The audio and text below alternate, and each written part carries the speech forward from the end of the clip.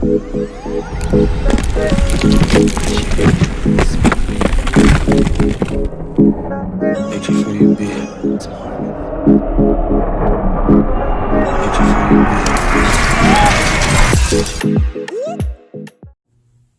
What's up? What's up? What's up?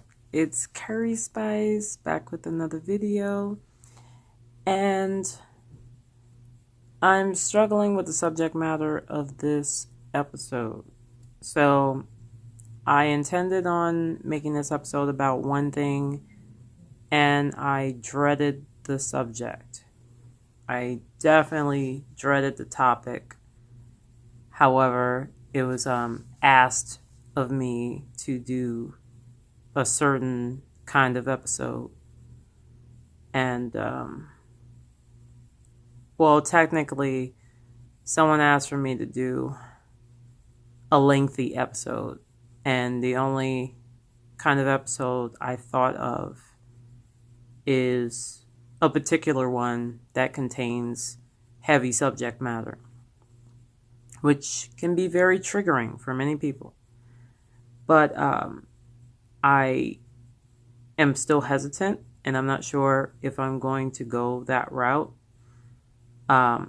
Maybe I'll just talk to you for 20, 30 minutes until I can decide if I'm going to discuss what I intended on discussing in this episode in the first place. So, for starters, I think I'll talk about why I left New York. Because as you know, I was born and raised in the United States, but I did live in New York. I was born and raised in New York, and now I live in California, Southern California, that is. And that's a drastic change. As I may have mentioned in a video, I met my husband over the internet, and we formed a very solid bond, and we were in love with each other, and 17 years later, we're still together. We met online, and about 4.5 months after we met, he bought a plane ticket for me to go to California, so I could finally meet him and spend the rest of my life with him. And I've been over here ever since. So that's not exactly what I wanted to talk about in this episode, but I do want to touch on why I left New York. So, as some of you may know, my grandmother raised me up until I was 14 years old. And she died of breast cancer, and that was while she raised me. So, when she passed away, my two aunts, who both lived in the Bronx, they were forced to take over. One of them was my designated guardian, while the other one was more of a disciplinarian. I didn't really look forward to having her as a disciplinarian because I didn't like her discipline, but I didn't like anyone's discipline really. But I mean, I was a teenager, but yeah, she was my disciplinarian, and that's also not what I wanted to talk to you about in the episode. But let's give me a little background. So, the reason why I left New York is because I wanted a fresh start, for one. Yeah, I definitely wanted a fresh start. I was starting to feel complacent living in New York. I was starting to feel like the anger from others was transferring onto me in subtle little ways. And I was afraid that time could only make matters worse. So the longer I lived in New York, the more callous I would become. And I mean, it's not a guarantee, but I was concerned that I was going to develop this kind of rude attitude just towards people. And because it tends to be kind of cutthroat out there in New York. And I really appreciate my sense of humor and just how friendly I am, or how friendly I was. Still am, but I felt I just felt like I didn't want to give in. I didn't want to give in to the status quo of a New Yorker. I didn't want to fit the criteria of New Yorker behavior. I just wanted to be free. I've always wanted to be free. Always wanted to be free. I think I came out of the womb just born wanting to be free. And I never felt free in New York. I felt free when I was eating my Chinese food, I guess. I have like my favorite places to eat and favorite kinds of food out there compared to California. Love the Chinese food, love the pizza. The deli sandwiches are good too. Things like that. But yeah, there's always going to be hits and misses with anything in life. And I feel like I had to leave New York for my own sanity. And I was going through childhood dilemmas. One of them being in my household. And which was the reason why I wanted to start this episode, to talk more about that. And but I'm working up the courage to talk about it because I've been dreading this episode for a very long time. Okay. So I'll talk to you about the real reason why I left New York. I couldn't mention it because my daughter was here. And I do not want anyone to be triggered by what I have to say. So I'm putting a disclaimer up. So this episode is about my molester, my childhood molester. So,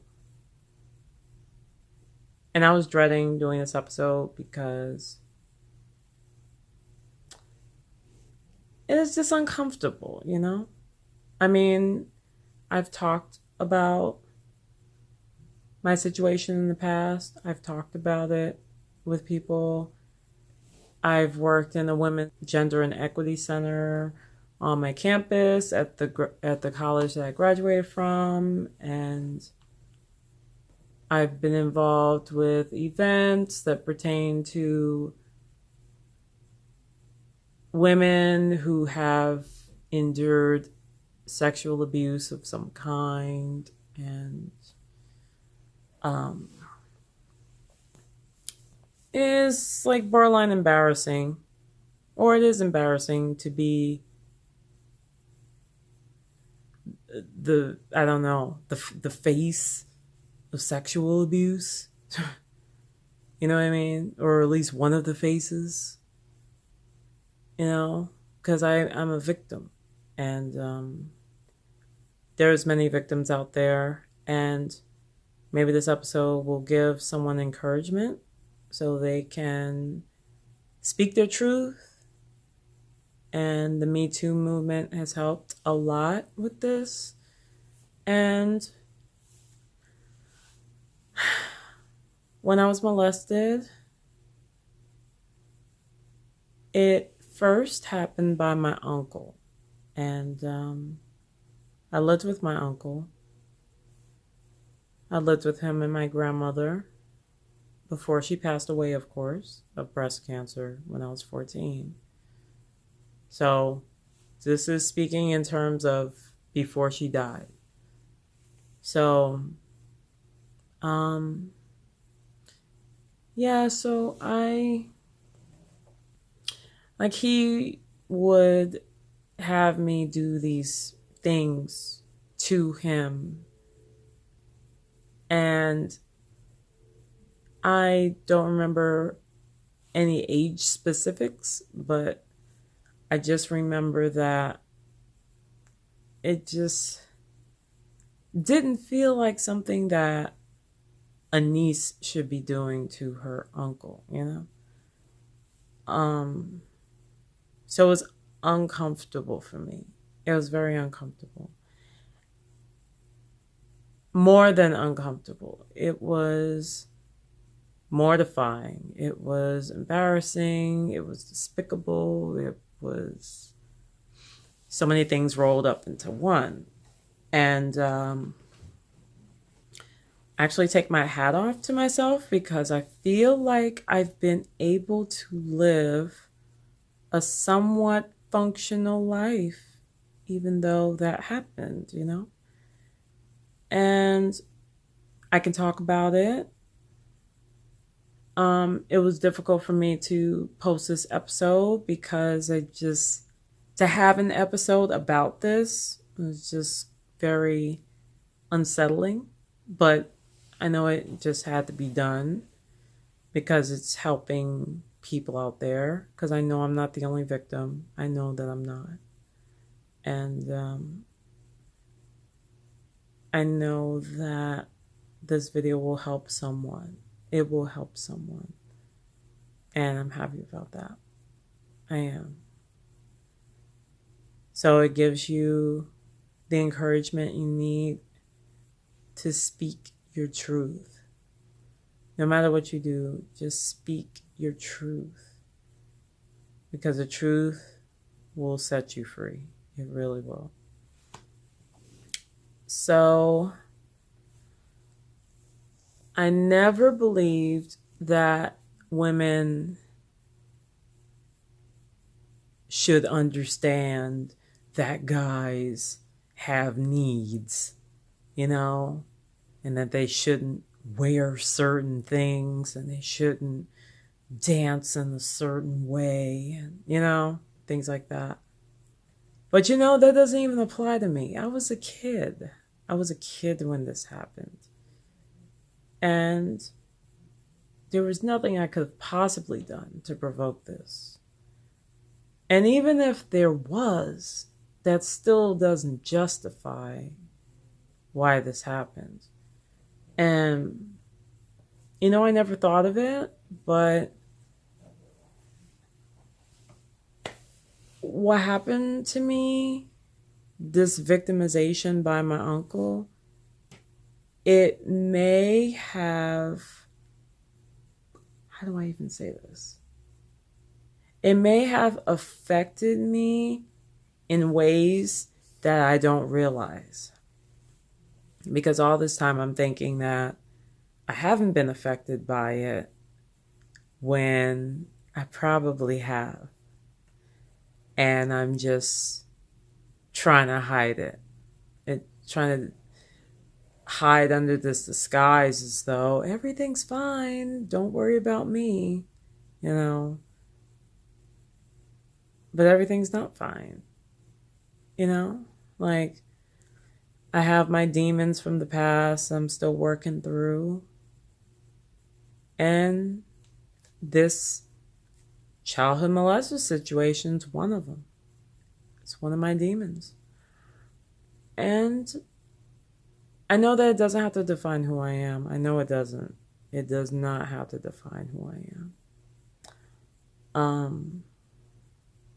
It's just something that happened. There's no excuse for it. It's despicable on all counts. And it's something that should be talked about. Definitely. Yeah. Um so this episode, it wasn't really meant to be mournful.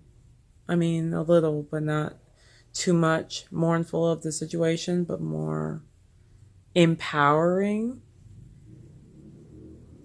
So women can be reminded that they have a voice. They have a voice, and use your voice to any power that makes you feel comfortable. Just use your voice. Um, because it's your only voice, and you deserve to be heard. You definitely deserve to be heard. And no one deserves to be victimized. No one. So that's something to think about. That's definitely something to think about. So I'll give you some backstory. A little more backstory, that is. So I would get these reoccurring nightmares about my uncle because he is very, like, a violent, short-tempered kind of guy. Extremely scary. And I would have reoccurring nightmares about him that lasted throughout my entire childhood.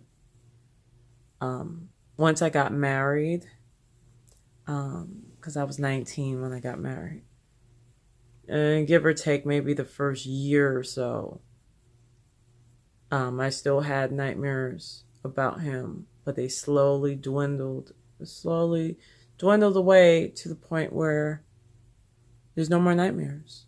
I don't get them anymore, which is actually really good, because it's like a form of empowering. So that's really good. So kudos to that. But I think the situation has still affected me, though. It may have affected me as far as my jadedness towards the opposite sex, you know? Not giving my husband in our relationship a fair shot because of past turmoils, things like that. So it's whatever past events that you're not healed from are going to be leaking into your new relationships, and then, or bleeding over into your new relationships. And then these are unresolved problems, and it plays a domino effect into our lives, because whatever you don't heal is going to be a problem in all of your relationships to come. So that's where the domino effect comes in. So that's something to consider for sure. Definitely something to consider for sure.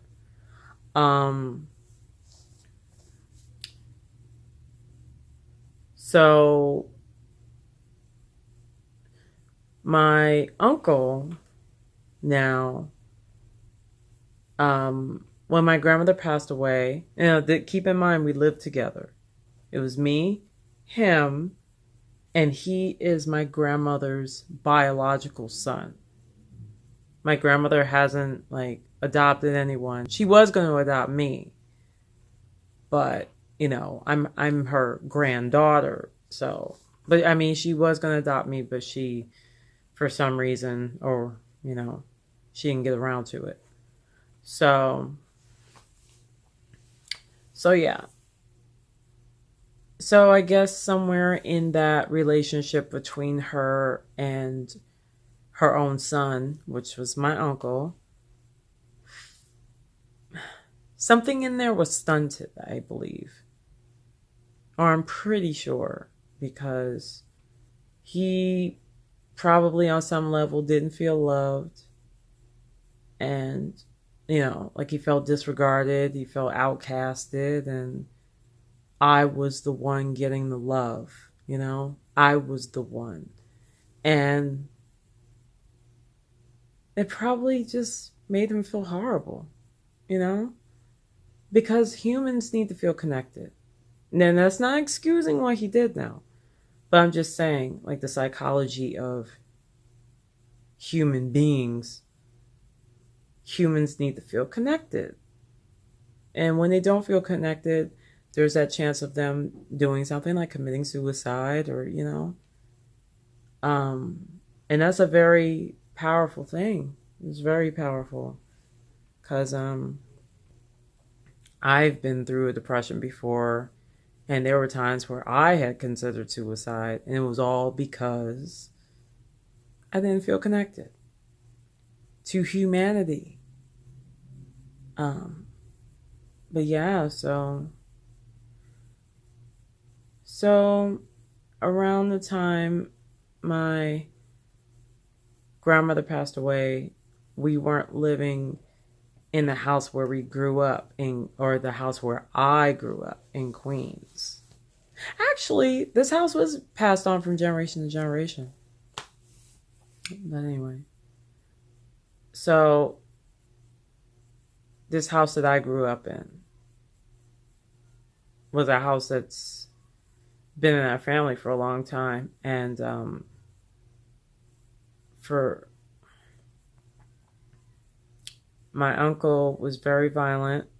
He's like a drug user, and I'm not sure if he sold it too, but he definitely smoked, and he did have drugs in his possession, and he would get stopped by cops a lot. He would either get stopped by cops or he'd get pulled over, get put in prison, get put in jail. It's just, he's been in and out of jail, in and out of prison. And part of me sympathized with him, even though I'm sure it was like something of his doing, But no one holds a gun to your head and forces you to go to jail. Okay, so this is another day, and so I have a couple of unopened letters here from my uncle. So the first thing is, I just wanted to give you a little context that I hadn't spoke to him in decades, because we lived together when my grandmother raised me. And there were so many shenanigans in the household. There was he would get picked up all the time because the cops would just put him in jail for like so many different things, and just running from the cops, looking all suspicious, and then he stopped them and then found the drugs, like that kind of stuff. And also, his list is just so long. I don't even want to get into that, and I don't even know everything he's been arrested for. And it was a kind of a difficult episode for me to post and to talk about, because I've been putting this episode off for weeks, actually months. But the first letter I got was in late November. And I was spooked when I got it because, okay, so a long time ago, my aunt and my grandmother raised me. And my aunt died first. I don't tell a lot of people that. But yeah.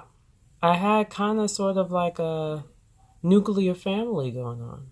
And even though my aunt, who was helping raise me with my grandmother, even though she died first, and I don't really talk to anyone about that because I'm more affected by the more recent loss of my grandmother. That's the one that really kills me for some reason. I don't know why. Because I love them both. But that's another story. So, my grandmother and my aunt raised me as a kid. My aunt died first. Then, years later, my grandmother died. And there was so much chaos in the household, or all the arrest of my uncle and in and out of jail, that kind of stuff. So, one thing is, when my aunt who raised me the first time around, when she passed away, like when my aunt who helped my grandmother raise me passed away, she left an estate, and I didn't know about that estate until well into my adulthood, I think in my 20s. And so I'm a nice person. And sometimes I have to be careful because there are people who take that for granted. So, saying that, so this was speeding up time. This was many years after my grandmother died, and I'd already relocated from New York to California to live with my husband, and we had 2 kids, and I moved on with my life after my traumatic childhood passed, right? And I used to get reoccurring nightmares about my uncle as a kid, and those nightmares, as I got married, they started to die down until I stopped getting those nightmares completely, which is excellent because that shows that I've evolved from that incident, despite the fact that it was so difficult for me to even post this and talk about this in an episode. So, and when I say this, I mean this incident that happened in my childhood that's just very unfortunate, but it happens to a lot of people when they get molested. It happens. It happens to a lot of people, and it happens in families a lot. But yeah, so keep in mind that once I started,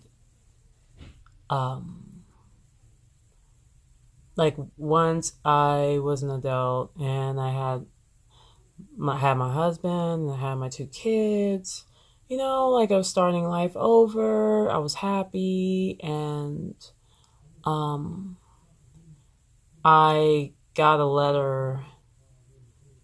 I can't remember what year it was, but I got a letter about my Aunt Mary's estate. And I wasn't on it. I wasn't anyone to benefit from it. So it was really none of my business. But my mother's name was on that list. So that means that she was entitled to some money from our Aunt Mary's estate. And also my uncle was also entitled to some money from her estate. So being the good person that I am, my family, my uncle and my mother did not know about that letter. I was the only one who got it. So I brought the information to my mother's attention. She appreciated it. She got her portion of the money. And my uncle, I'm not even sure how I even came in contact with him, but I think I can't remember what, I don't know if I found him and discovered he was in a prison. I don't know if it was from a mutual friend of the family that we both have, where he's now deceased, that mutual friend. But I don't know if it was through him where they were contacting, and then I came upon my uncle's information. I forget exactly how I upholded my uncle's information after years of being estranged from him. So I can't imagine myself hiring a private investigator to find him. Although I do have his social security number somewhere. Don't ask me why I have it, but I'm just a keeper of important documents. Yeah. But anyway, so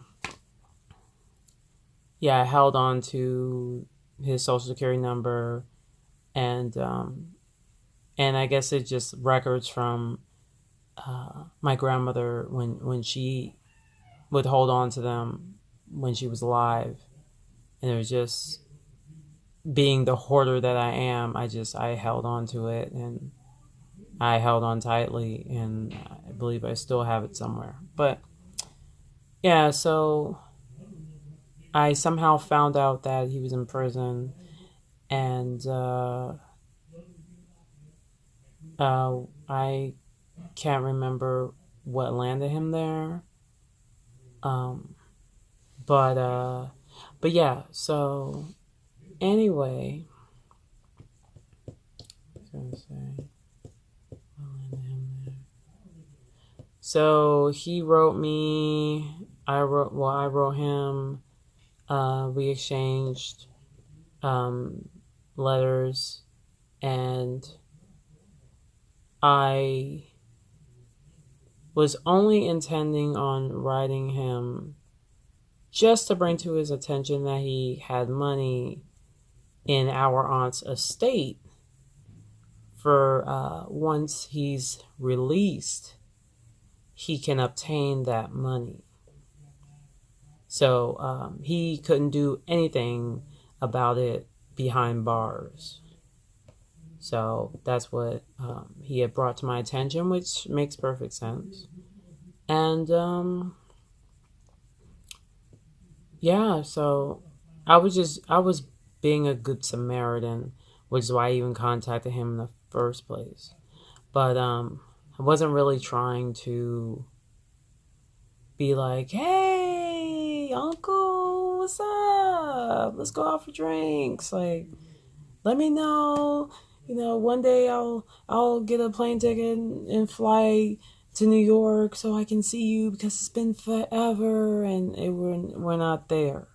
Like, I'm pretty sure we'll never be there. Not to say that I don't forgive, but it's just a part of my life that I just wanna forget it ever happened, so I can live a highly functional and successful life. This kind of thing, like molestation, happens to a lot of people. And some people never get through it. Just ruins their life forever. And I took a vow to myself that I would not, if I have it in my power, if I can help it, I would not let anything outside of me ruin me, because I'm that determined. So, and I know sometimes that's easier said than done because we're human and we have the right to feel what we feel. I have the right to feel everything I'm feeling right now. And it's like a mixture of different emotions. Well, a lot of it is just having anxiety to even open up the letter. And I postponed it for so long. You know what? If it wasn't for being here on YouTube, probably wouldn't have opened it. I probably would have just stuffed it under a drawer and just never opened it. Not necessarily put it in the trash, even though it belongs there, but I would just shoo it to the side, like just cast it to the side and move on with my life. And so to start, to finish that story, what I was saying was, and this is I'm scattering all over the place because I really don't want to do this episode, but trying to be brave. So but yeah, so once I brought to my uncle's attention that he had money from our aunt's estate, he was appreciative of it, and he let me know. I guess he took advantage of my good Samaritanness, and he was talking to me back and forth about, like, just random stuff, like just idle chit chat, and talking to me about things that he needs so he could feel like he has a support system outside of jail or prison.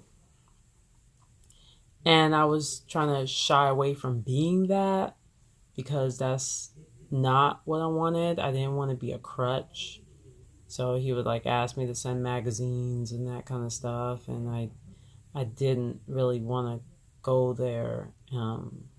Even though I have the niceness in my heart, I may have done it once or twice, if that, but I just didn't want to make it this habit of something where he would get used to it, and so I kind of kept the situation at arm's length, just like I'm trying to keep these letters at arm's length. And then he kept writing me letters. He knew I was ignoring him. He knew I was ignoring him, but he still felt compelled to just keep sending letters. And he even sent a text saying that he doesn't blame me for not responding back. And he messaged me from my husband's phone.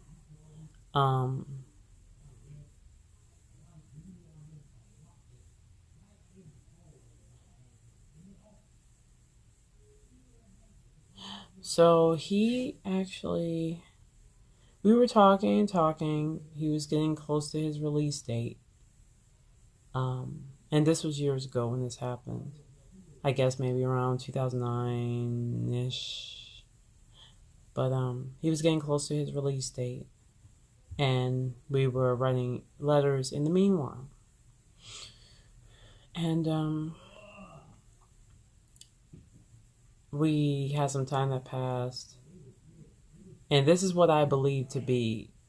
Maybe I don't have it right because maybe I don't have the events correctly because it has been a while. It's been years since all this stuff happened. And I don't make a habit of like making a conscious effort to remember all this on a daily basis, especially because I have moved on, and I prefer to move on as much as possible from all this, So details are foggy, but this is what I believe to be the situation. So yeah, once we were exchanging letters a few years ago, when he was behind bars, in prison, I believe, his release date was coming up, and he was, I guess, on some level excited about the release date coming up. And I think we took some time without talking, and then I got another letter from him, and like I said, details are foggy, but I believed that last letter I got from him before these was where he told me that he was released from prison for X amount of days, and then he did something else, I think like assault and battery, I forget, to land himself right back into prison. And he said he was gonna commit suicide after that. And I freaked out. I felt bad for him because I have a good heart. I do not want anyone to do anything like that. No one. Not even my worst enemy. No one. So when he wrote me that, it affected me. And it just reminded me of the dysfunctions of our family, and very hurtful. And to know that that kind of behavior is in your DNA. And I'm only saying that because I'm related to him. But so many years later, I moved, different address. I believed him to be dead. So I moved on, as I should. And just the end of last year, November 27th, I get the first letter from him at the new address that I've never given him. And I freaked out. I was just so flabbergasted. I didn't know what to say. What could I say? And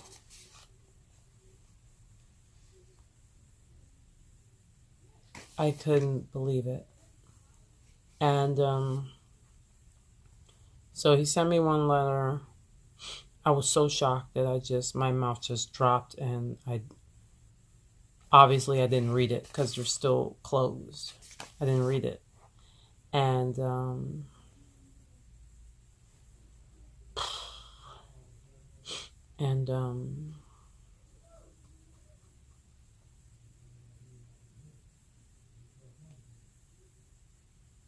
I just couldn't read it. Still can't read it. Still can't read it. What am I supposed to do? Not crying. But yeah. So then he sent another letter. December 14th. Last year. 2018. Didn't read that either. Then he sent, I forget which order it came in, but he even sent a text to my husband's phone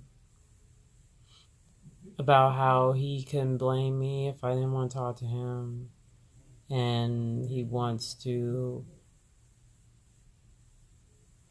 fly out to California after the holidays and treat me out to lunch, and and I can invite anybody I want, even my husband, and it sounded nice, but then it's like, no, I can't. I can't let my molester take me out to lunch. I can't. It doesn't even feel right, It doesn't even sound right. And I mean, what I'm doing doesn't mean that whoever's watching has to do this. You don't have to disown anybody for the rest of your life. If they do something like this and you're more of a forgiving person, you could forgive. Because everybody's human. You could forgive. But it's not always so easy. But it's up to me to decide what I want to do with my experiences for the rest of my life. You know, I have that right, and I like to use the situation. I don't use the situation. I just, like I said, I just live my life, pretend like the thing never happened, and that's all there is to it. I still have to live a highly functional life, and I actually do. I do good for the most part. I do. I do have demons within me. Like and when I say demons, I just mean like the dark past and behaviors that should stop. Certain things like that are personal, and I don't really want to get into that. But for the most part, I'm doing the best I can, and I'm inspiring people, and that means so much to me. It means so much to me because that helps me keep going. I want to inspire people. I love people, you know? Um, and I want people to follow me and just appreciate everything I do and appreciate the like how I survived from all my hardships. And not that I need that attention, but if you want to give it, then okay, I'll take it, you know? Um, so yeah, let's just do it.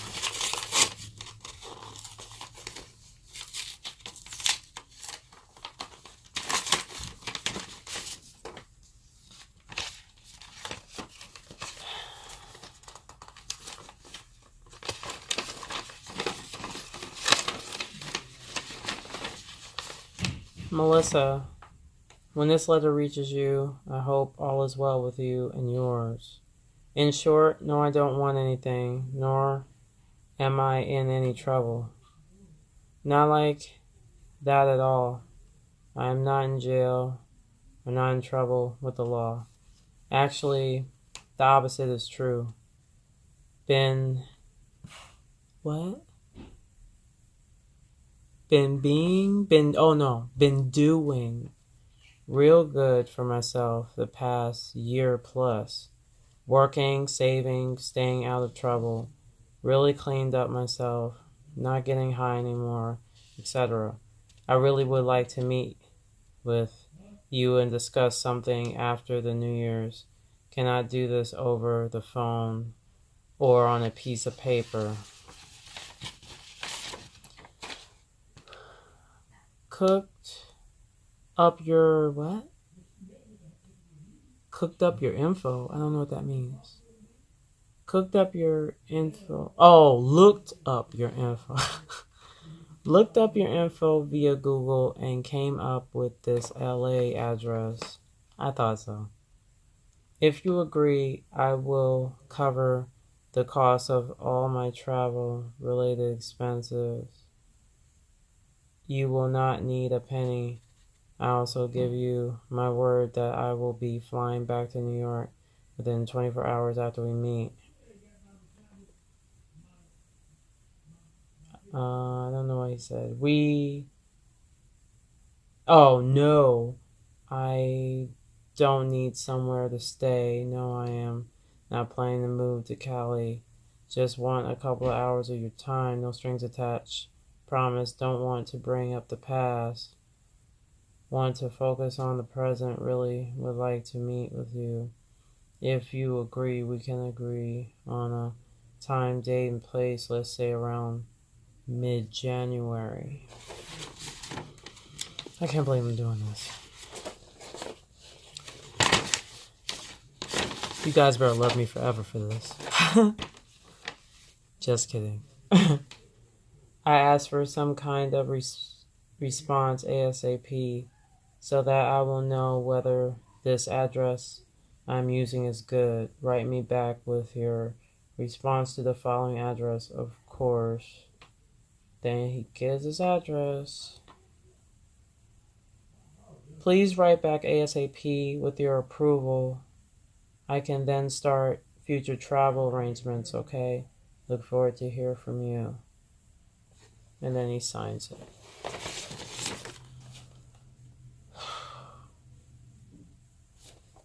So how does this make me feel?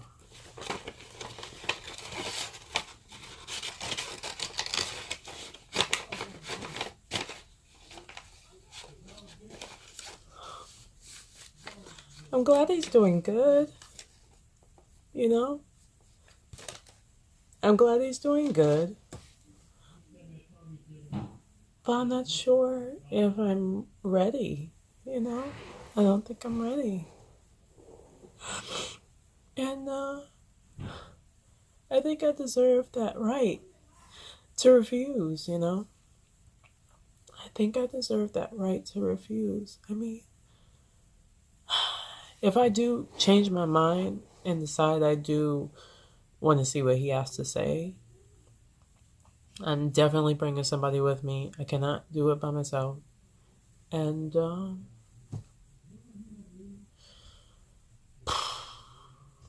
yeah. Yep. Okay. I'm just glad he's doing good. I don't wish anything horrible on anyone, not even my own worst enemy. This letter is thicker. I'm not sure if I'm going to read this on air right now. And I think I did enough with the first one.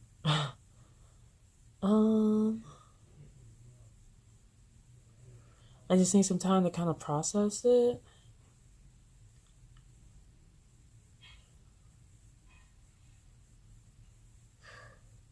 I did a lot, and I'm actually really proud of myself. Not anything that I had to do. I didn't have to read his letter, but I just thought that and kind of put it past me. It's just something I had to do, you know. It's just something I had to do.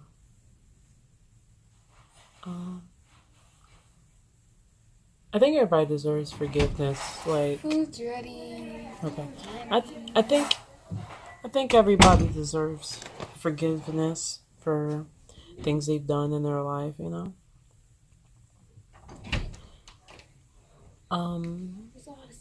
She's in there, but I told her to stay in there, and I need you to stay out there. I'm wrapping it up. So yeah, I'm gonna kind of baby step my way through this episode because it's asking for a lot. It took me over a week. Actually, no, it took weeks for me to even compose this episode, and I've been like doing it in little increments. But I don't think any of you can blame me for that.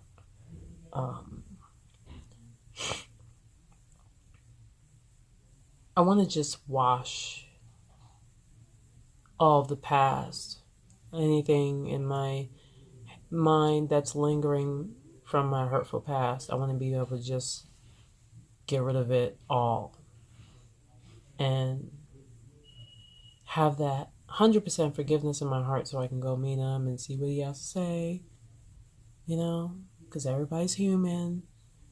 And that's like one side of it in my head. And I'm happy he's doing good, even though I know he's come from a really hard life with drugs and crime and just in and out of jail. Like a yo-yo, just in and out, in and out. So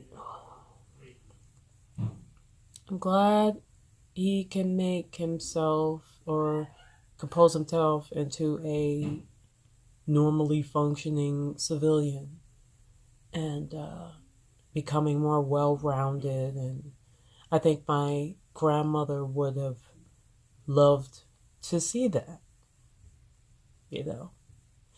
She would have loved to see that.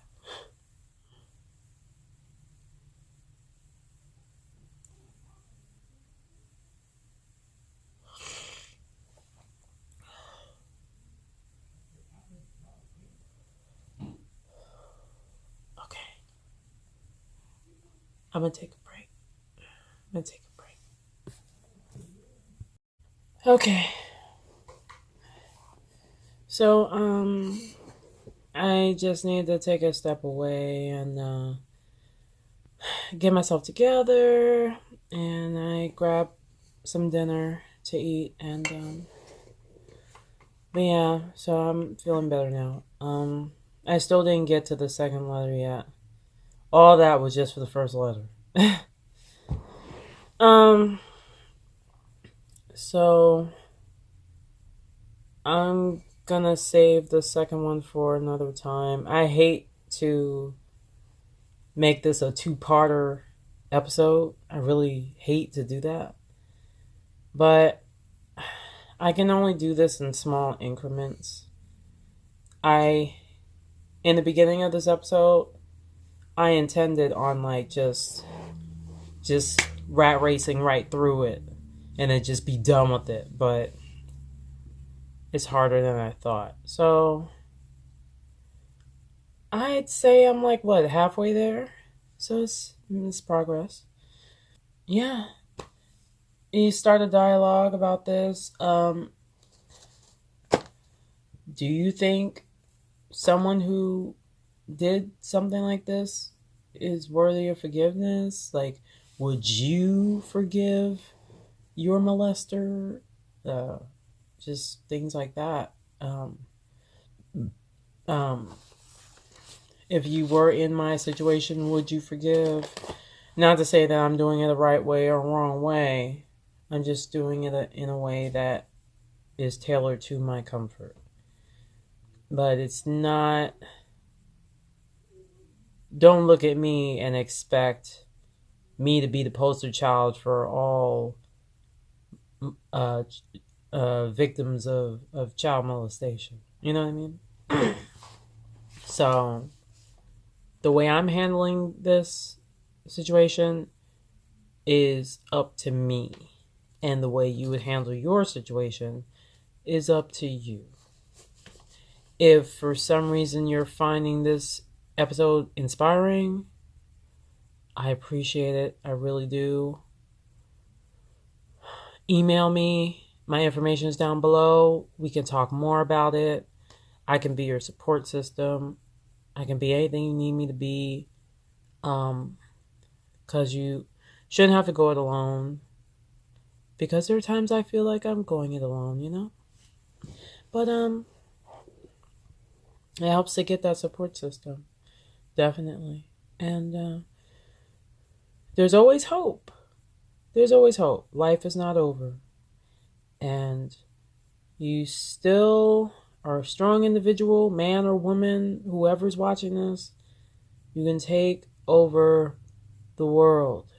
You just have to trust yourself and let yourself grieve and let yourself do whatever you need to do to pick up the pieces, if they could even be picked up at all. Okay, so it's a brand new day, and what I'm gonna do is I'm gonna just get right into the second letter. It's thick. Let me just get right into it, cause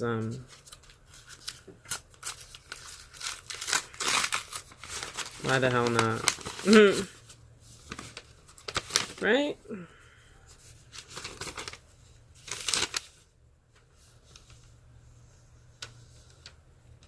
I see a receipt in here from the post office. I don't know why, but we'll figure that out in a moment.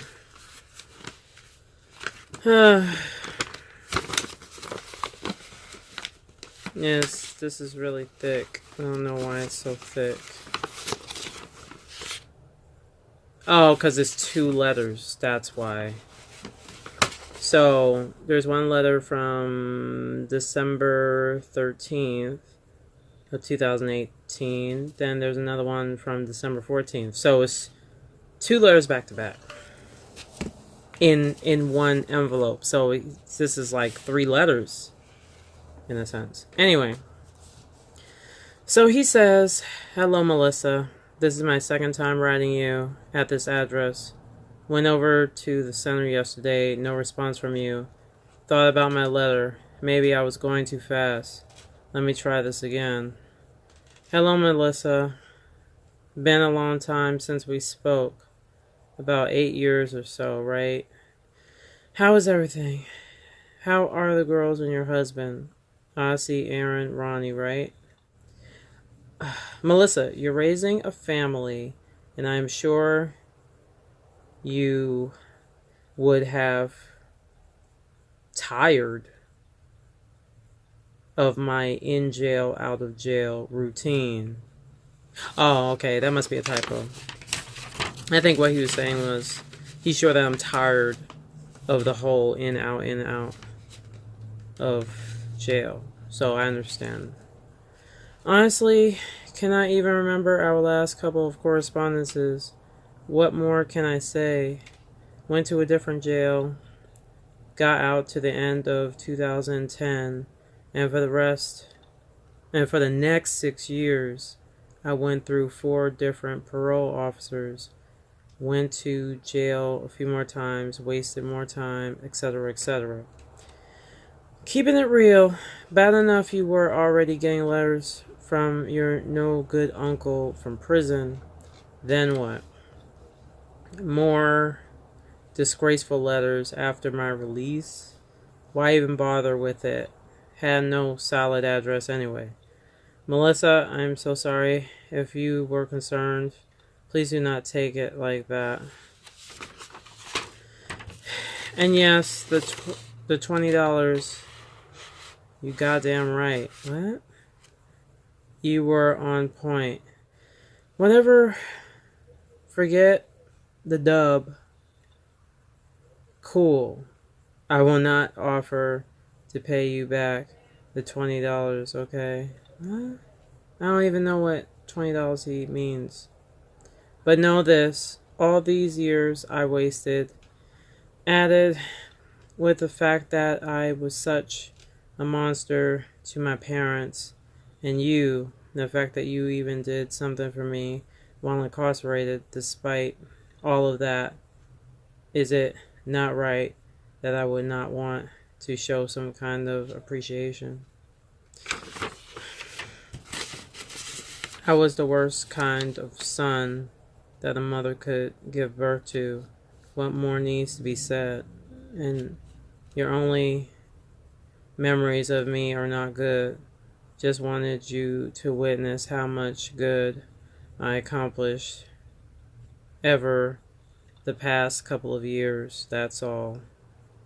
Is it your husband? If so, nothing to worry over. If he wants to come with you and do the concerned husband bodyguard thing, cool. That's his job, right? Whatever. I will cover everybody's food and drinks. And yes, I will schedule my schedule around yours. Just pick a restaurant around LA. What? That you would want to meet at, and it's gone. Gone or done? Looks like it says gone. Honestly, I wanted to contact you at this time last year, but I was still being supervised. I had mandatory OTJ training, of which I attained 3 federal labor accreditations, and I was on probation at the time. Or at the job. He was on probation at the job. This year, I can do me. I have a few sick days that I plan on using in January. Please, Melissa, please let me come to California and visit you once. Really need to speak to you in person. Melissa, please give me one more chance. Just one. I need to speak to you. If you want, we can exchange phone numbers and talk via mobile and break the ice. But I need to at least know that my letters are reaching you. In the first place, I'm not going to include my number in a letter that I don't even know whether it's reaching you or not. I'm sure that you would feel the same way. Could you please at least let me know that the letters are reaching you, and we will take it from there.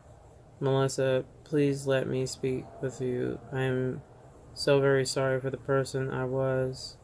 Mary killed herself working for everybody else. Betty did the same, and all I ever did was make everyone embarrassed of me.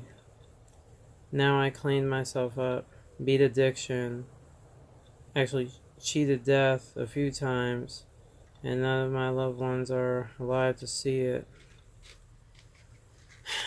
I would like you to, Melissa, keep it up, and I will just fly to California and look for you, and you know that I will do it. Smiles, write me, okay? Please, Melissa, one more chance. I look forward to hearing from you, okay? There's a higher power, Melissa, and that higher power is so merciful. Please let me make you a believer. Enjoy the holidays with your loved ones. And then he signs it. The next one. Melissa, I wrote the stapled letter yesterday, and then went back to my spot and got in line. Spent the whole night in line. Now I figured it out. Explains why you have moved so much. I also attained a number for you and will not be calling, not at all appropriate. You have a family living with you and all. Should approve of any incoming calls, not just you. I respect it, unless you were blessed with the chance to finally own a property. Being at the house you live in is valued at no less than 6 something. Is he like, I don't know if he's researching me completely. Wow. Anyway, I understand.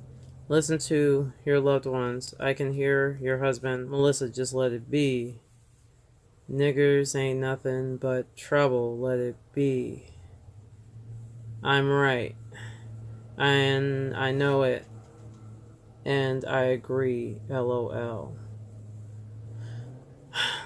All these years, they were ones who... All these years, they were the ones who were there for you, not me. Loyalty is everything. They are right. Niggers really are no good. I hate black people myself. Ugh. And the biggest snakes and haters one can find.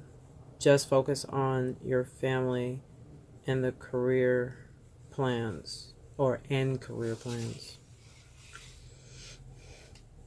Just focus on your family and career plans.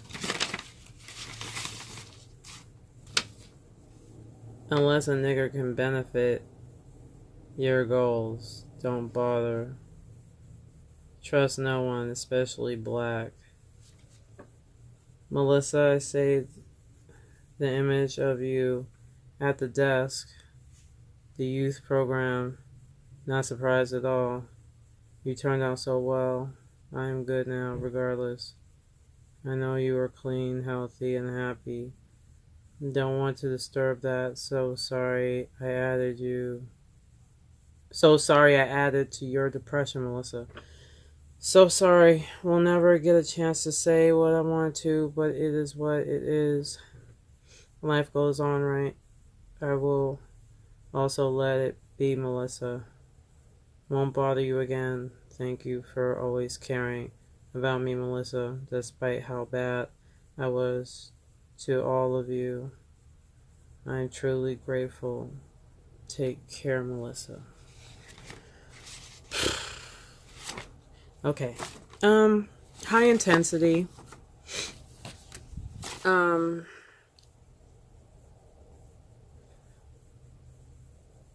I just feel like, well, he did a lot of researching on me. He seems kind of obsessive over making amends or something. And it's just very forceful. And it bombards me. I don't know what to do about it. I don't know what to make of it. Part of me just feels like well, first, I was going to say no, because I don't want to meet him. But now it's like with the letters, he's kind of forcing me to meet him because he's like just very persistent about it. I don't know if I should meet him just to make him just stop obsessing over trying to make amends with me, or if I should just continue to ignore. Because I texted him from a Google Voice number after his first letter, letting him know that I got the letters. And then I also said that I'm glad you're doing well, but I'm not interested in going out to lunch with you and all this like come visit me kind of stuff and let's do lunch. And I didn't read his response. It's somewhere in my Google Voice. I didn't read his response, but I'm sure he got offended by it. Well, technically, I read the first line of it, and then the rest I just ignored. But I could tell in the first line that he was offended. But, yeah. So, yeah. So if this is you, if you're going through a similar circumstance or even worse, we can talk about it. We can get through it together. Me too. And